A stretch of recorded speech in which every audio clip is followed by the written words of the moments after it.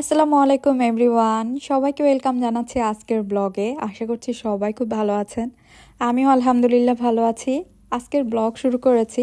Blog শুরু করার আগেই বাইরের ওয়েদারটা একটু চেক করে নিচ্ছি আর কি। আজকে একটু স্নো নেই, আল্লাহ বাঁচাইছে, আজকে স্নো নেই।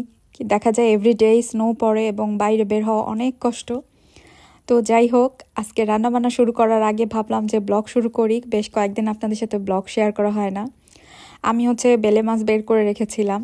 এগুলো বাংলাদেশি সুপার স্টোর থেকে কিনে নিয়ে আসা। আর এই বেলে মাছগুলা এত ফ্রেশ এবং তাজা, আমি ভাবতেও পারিনি যে এত ফ্রেশ থাকবে।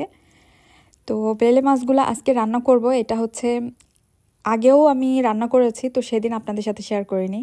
আজকে ভাবছি শেয়ার করি। এই মাছটা দেখেন, সব থেকে বড়। ভিডিওতে কিন্তু আসতেছে না, মানে মনে হচ্ছে খুব বেশি বড় না, কিন্তু এই মাছটা বেশ বড়। তো একটা মাছ দেখলাম যে এরকম বড়, আর সবগুলা ওই যে ছোট ছোট সাইজ যেটা দেখতেছেন, এই যে এই সাইজ। আর আমি গতদিন আগেও কয়েকটা রান্না করেছি, আর আজকের এই কয়েকটা সব মিলায় একটা প্যাকেটে এভাবে থাকে। সব মিলায় মাছগুলো আমার কাছে মানে খুবই ভালো লেগেছে আর কি, এত ফ্রেশ ছিল। তো যাই হোক, এই বেলে মাছটা আজকে ভুনা করবো ভেবেছিলাম। পরে আমার হাজবেন্ড বলল যে বেলে মাছ ভুনার ভিতরে কয়েকটা শিমও দেওয়ার জন্য। তো আমি এখানে বেশ কয়েকটা সিম কেটে রেখেছি, যদিও বা আমি এতগুলা দিব না।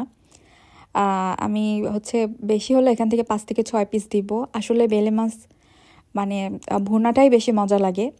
তো যেহেতু আবদার করছে, তো ভাবলাম যে কয়েকটা দেই। তো যাই হোক, আমি এখানে মাছগুলো সুন্দর করে ক্লিন করে ধুয়ে রাখছি। মাছগুলো তো পরিষ্কার করে কাটাই থাকে, জাস্ট ধুয়ে নিলে হয়ে যায় আর কি। তো লবণ, হলুদ আর মরিচের গুঁড়া দিয়ে মাখিয়ে রেখেছি। এখন আমি মাছগুলো ফ্রাই করে নিব। তো আমি প্রথমেই তেল দিয়ে গরম করে নিয়েছি, আর এখন মাছগুলো ভেজে নিব কড়া করে। আসলে আমার বাসায় প্রত্যেকটা মাছই আমরা ভেজে খাই, মানে সেই মাছ যতই ছোট হোক না কেন, প্রত্যেকটা মাছই ভেজে রান্না করি আর কি। আমার হাজব্যান্ডও লাইক করে, বা মানে মাছ ভেজে না খেলে ও পছন্দ করে না। সেই সাথে আমিও পছন্দ করি না, আমিও চাই যে মাছ ভেজেই রান্না করার জন্য। তো মাছগুলো সুন্দর করে ভাজা হয়ে গেলে তারপর আমি ভুনা করব।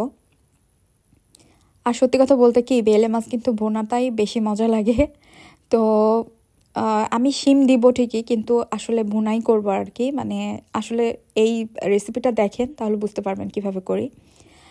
আর বেলে মাছের কিন্তু অনেক মজার মজার রেসিপি করা যায়, বিশেষ করে বেলে মাছের যে ঝুরা, সেটা কিন্তু অনেক মজা লাগে। আমি অবশ্য মানে এত রেসিপি পারি না মাছের। আর বেলে মাছের ঝুরাটাও আমি আসলে কখনোই করি নাই, কিন্তু বেলে মাছের ঝুরা আমি খেয়েছি বেশ অনেক আগে। এটা কিন্তু খুবই মজা লাগে। তো মাছটা আমি সুন্দর করে ভেজে নিচ্ছি, আর ভাজা হয়ে গেলে তারপরে আমি রান্না করব। সেই সাথে আরও কয়েকটা টুকিটাকি রান্না করা ছিল, তো ভাবলাম যে এটাই আজকে আপনাদের সাথে শেয়ার করি। তো আমি যেই তেলে মাছ ভেজেছি সেই তেলেই বেশ কিছুটা পেঁয়াজ দিয়ে দিলাম। দিয়ে এখন পেঁয়াজটা হালকা ব্রাউন করা পর্যন্ত অপেক্ষা করব। তারপরে এই যে দেখেন, আমি এর ভেতরে রসুন বাটা আর আদা বাটা দিয়ে দিয়েছি 1 টেবিল চামচ, দুইটা মিলে 1 টেবিল চামচ দিয়েছি। আর সেই সাথে দিয়েছি মরিচের গুঁড়া 1/2 চা চামচ, আর হলুদের গুঁড়া পরিমাণ মতন, লবণ। That's it. এর ভিতরে কিন্তু আমি আর জিরা গুঁড়া দেই নাই, আপনারা চাইলে দিতে পারেন, আমি আর দিলাম না। দিয়ে এখন সুন্দর করে আমি মশলাটা কষাই নেব। আর সেই সাথে আমি এর ভিতরে একটা ছোট দেখে টমেটোও দিয়েছি। বেলে মাছে কিন্তু টমেটো মাস্ট বি দেয়া লাগে, তাহলে কিন্তু তরকারির স্বাদটা অনেক বেশি বেড়ে যায়। আপনারা যারা টমেটো খান না তারা তো দিবেন না, আর যারা অবশ্যই টমেটো পছন্দ করেন অবশ্যই টমেটো দেওয়ার চেষ্টা করবেন। মশলাটা কষানোর জন্য একটু পানি দিলাম, এখন মশলাটা কষানো হোক। আর পাশের চুলা দেখেন আমি গরুর মাংস বসাচ্ছি। তো এখানে আমি সব রকম মাংসই মিলাই নিয়েছি আর কি। সব রকম বলতে এর ভিতর কলিজা, মাংস সব কিছুই আছে। আর আজকের মাংসটা আমি কাটা মশলা দিয়ে রান্না করতেছি। মাংস আমার বাসায় প্রতিদিনই রান্না হয়, প্রতিদিনই বলতে মানে মাংস যেদিন রান্না করি এটা শেষ হলে আবার ঠিক সেদিনই আবার রান্না করতে হয়। তো আমি এখন তো আপনাদের সাথে মাংস রান্না শেয়ারই করি না, কারণ ডেলি একই রান্না দেখাই না আমি। তো আজকে যেহেতু কাটা মশলা দিয়ে রান্না করতেছি, ভাবলাম একটু শেয়ার করি। এখানে পেঁয়াজ কুচি, রসুন, আস্ত রসুন, কোনো বাটা মশলা না, এখানে সবই কাটা মশলা। তারপরে জিরা, আস্ত জিরা, মানে জিরাটাও গুঁড়া দেইনি, আস্ত জিরা, আস্ত গরম মশলা সব কিছু দিয়ে, শুধুমাত্র আদা পেস্টটা আমি দিয়েছি বাটা, আর সব কিছুই কাটা মশলা। তো পাশের চুলা মাংস বসায় দিয়েছি, আর এই পাশে দেখেন একটু পানি দিয়ে কষাতে দিয়েছিলাম। পানিটা ফুটে ওঠার পর আমি যে কয়েকটা সিম কেটে রেখেছিলাম সেটাও দিয়ে দিলাম। আমি প্রথমে ভেবেছিলাম যে সিম দিলে মনে হয় অত বেশি একটা মজা লাগবে না, কিন্তু আসলে সত্যি কথা বলতে তরকারিটা এত বেশি মজা হয়েছিল বলার বাইরে। আর হচ্ছে এর ভিতরে আমি অর্ধেকটা পরিমাণ আলুও দিলাম, কারণ হচ্ছে শুধু সিম দিলে আবার ভালো লাগবে না, একটু পানসে পানসে লাগবে। তার জন্য ভাবলাম সিম যেহেতু দেয়াই লাগতেছে তাহলে অর্ধেকটা আলুও দেই। আপনারা বাসায় কেউ ওইভাবে রান্না করেছেন কিনা আমি জানি না, আপনারা কিন্তু এটা ট্রাই করতে পারেন। এখন যেহেতু দেশে শীতের সিজন আর প্রচুর সিম বাজারে আমি জানি, তো এইভাবে করে করতে পারেন, অনেক বেশি মজা লাগবে।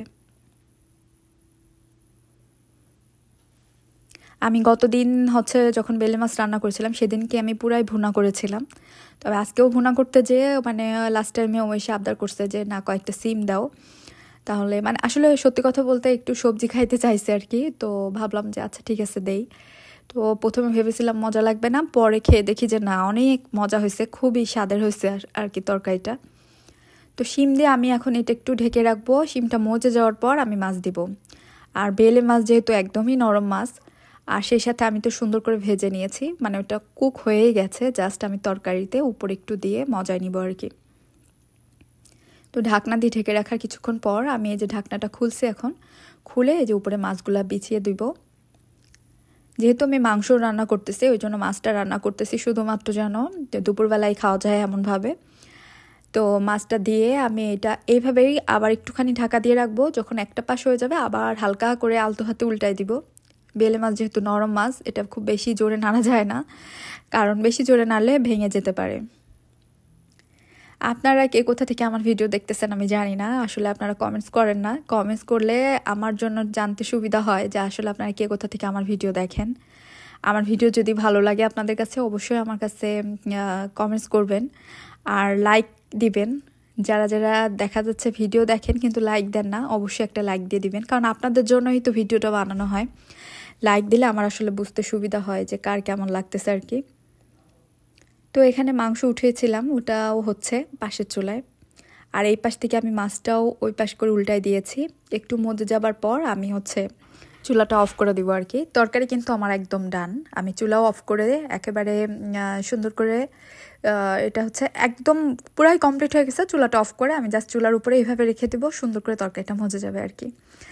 তো যাই হোক, মাছ তো রান্না কমপ্লিট, আর এখন এই যে পাশে চুলায় যে মাংসটা কষাচ্ছিলাম সেটা এখনও কষাচ্ছি। মাংস কষানো হয়ে গেলে তারপরে আমি হচ্ছে ঝোলের পানি দিয়ে ঢাকনা দিয়ে ঢেকে রাখবো। আর এই মাংসের ভিতরে আমি সব কিছুই দিয়েছি, এর ভিতরে হাড়, মাংস, চর্বি, তারপরে হচ্ছে বেশ কিছুটা কলিজা, সব একসাথে রান্না করতেছি।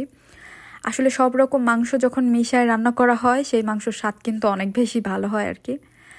আর আমি জানি না আপনারা কে কী ভাবে রান্না করেন, আমি কিন্তু মাঝে মাঝে এইভাবে কাটা মশলা দিয়ে রান্না করি।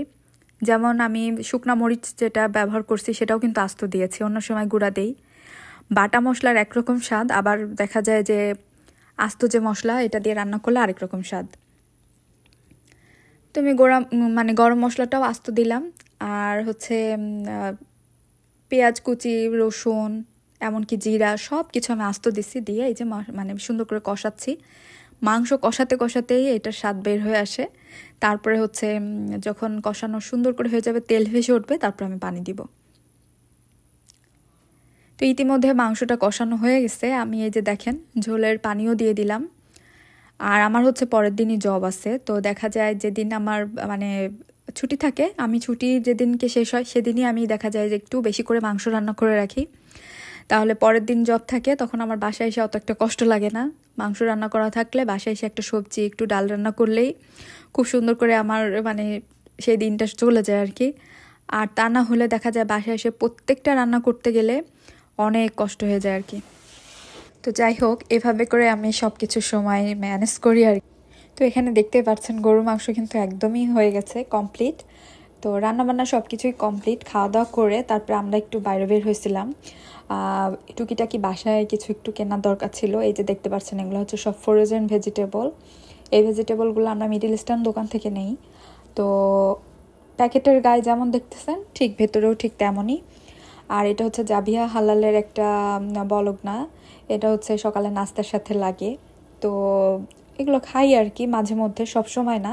আর জাভিয়া হালাল কিন্তু খুবই নামকরা একটা ব্র্যান্ড, কানাডা আমেরিকাতে এদের হচ্ছে খুব ভালো একটা বিজনেস আছে। যারা হচ্ছে আমরা মুসলিম হালাল মাংস খাই। তো জাবিহা হালাল হচ্ছে সব রকমের হালাল মাংস হচ্ছে ওরা প্রোভাইড করে।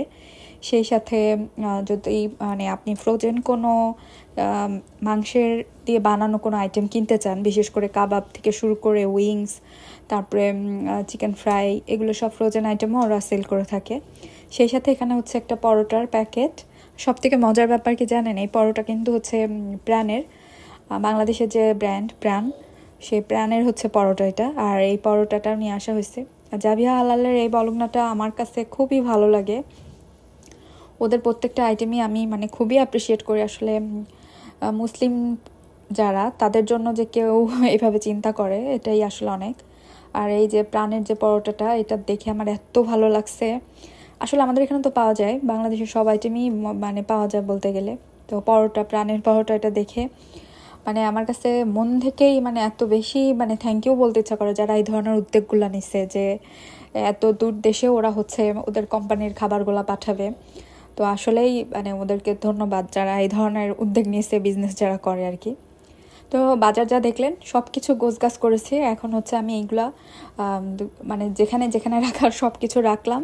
রাখার পরে এখন আমি হচ্ছে বাসায় একটু হচ্ছে সিঙ্গারা বানাবো। আমার হাজব্যান্ড কয়েকদিন ধরে আমাকে রিকোয়েস্ট করছিল যে একটু সিঙ্গারা বানাও। আসলে আমি হচ্ছে সিঙ্গারা বানাই হচ্ছে বাংলাদেশের যে হোটেল স্টাইলের যে সিঙ্গারা, সেটা। তো ওই সিঙ্গারাটা আমার হাতের ও খুবই পছন্দ করে। তো সেই সিঙ্গারাটা আজকে তৈরি করব। তো আজকে ভাবলাম যে বানাই দিই, কারণ বেশ কয়েকদিন ধরে বলতেছে আর কি। তো সেটাই এখন তৈরি করব। চলেন এখন সিঙ্গারাগুলো বানাই। তো আমি কিন্তু এখানে সিঙ্গারা বানানোর জন্য যে আলুটা, সেটা কিন্তু বসিয়ে দিয়েছি। আর আলুটা করার জন্য আমি প্রথমেই হচ্ছে ফ্রাই প্যানে পেঁয়াজ দিয়েছিলাম, না সরি, প্রথমে আমি একটু পাঁচফোড়ন দিছি। পাঁচফোড়ন দেওয়ার পরে তারপরে দিয়েছি পেঁয়াজ। পেঁয়াজটা যখন একটু নরম হয়ে গেছে, তারপরে আলুগুলো দিয়ে দিয়েছি। এটা রান্না করতে কোনো মশলাই লাগে না, শুধু পাঁচফোড়ন, পেঁয়াজ কুচি আর হচ্ছে কাঁচামরিচ, হলুদ, লবণ। আমি আর কোনো মশলাই ব্যবহার করি না। আমি জানি না অন্যরা কীভাবে করে। আর এই আলুটা এভাবে রান্না করলেই মজা হয়। এবং বাংলাদেশের হোটেল স্টাইলের যে মানে সিঙ্গারাটা, সেটা যে পারফেক্ট যে স্বাদটা, সেটাই কিন্তু আসে আমি যেভাবে করি। তো কাঁচামরিচটা দেখছেন আমি কিভাবে দিছি, মাঝখান থেকে অর্ধেক করে করে।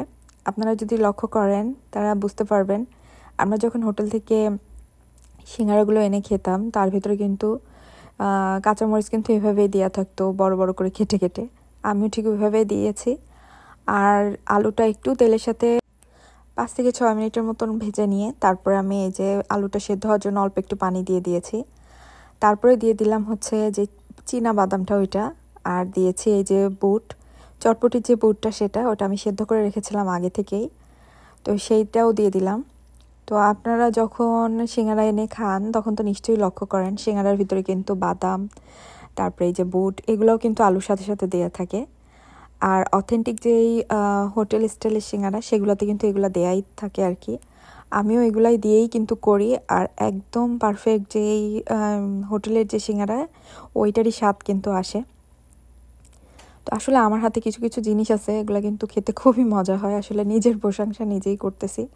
তো আমি যখন এই সিঙ্গারাটা বানাই, কাউকে যদি না বলি কেউ ধরতেই পারবে না যে এটা বাসায় তৈরি করা। তো আমি আটাটাও রেডি করে রেখেছিলাম আগে থেকে, সেটা এখন দেখেন কিভাবে লম্বা করে বেলে নিয়েছি। আটা যখন হচ্ছে মাখানো থাকবে, তারপরে যখন আমরা বেলবো, বেলার সময় এভাবে লম্বা করে বেলে মাঝখান থেকে অর্ধেক করে কেটে দিতে হবে।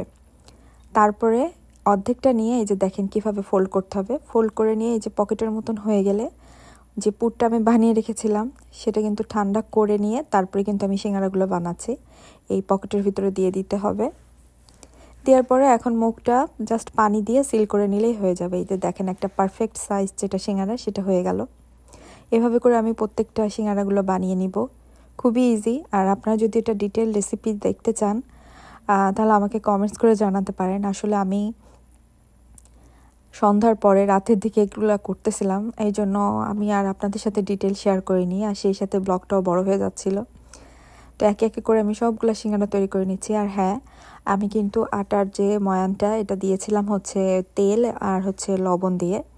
তেল আর লবণ দিয়ে আটাটা সুন্দর করে ময়ান করে নিয়ে, আর আটাটা যখন মাখতে হবে, এটা কিন্তু একদম নরম হবে না, একটু শক্ত শক্ত করে মাখতে হবে, তাহলেই মানে সুন্দর পারফেক্ট একটা ডো হবে। দেখেন কথা বলতে বলতে আমি কিন্তু প্রত্যেকটা সিঙ্গারাই বানিয়ে নিয়েছি। দেখে কত সুন্দর লাগতেছে, তাই না? আসলে এইভাবে করে যেভাবে আলাদা আলাদা করে রেখেছি এভাবে করেই আমি ট্রেতে করে আলাদা আলাদা করে রেখে ডিপ ফ্রিজে ঢুকিয়ে দিব। আর ডিপ ফ্রিজে ঢুকানোর পরে যখন শক্ত হয়ে যাবে তারপর আমি জিপলক ব্যাগে ভরবো।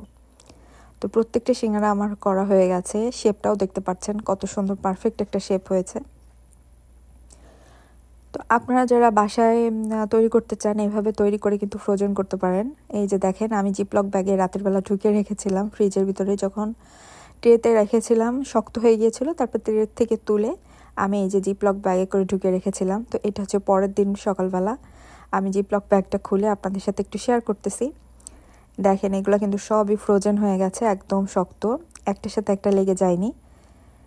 এখন এইভাবে করে ফ্রিজে রেখে দিলে যখন মন চাবে তখনই বের করে ইভিনিং টাইমে একটা স্ন্যাক্স হয়ে যাবে। বাসায় যখন হুটহাট করে মেহমান আসবে তখন তাদেরকেও সার্ভ করা যাবে আর কি। তো আশা করি আপনাদের আজকের ভিডিওটা দেখে ভালো লেগেছে। তো আজকের মতন এখানেই বিদায় নিয়ে নিচ্ছি। সবাই খুব ভালো থাকবেন।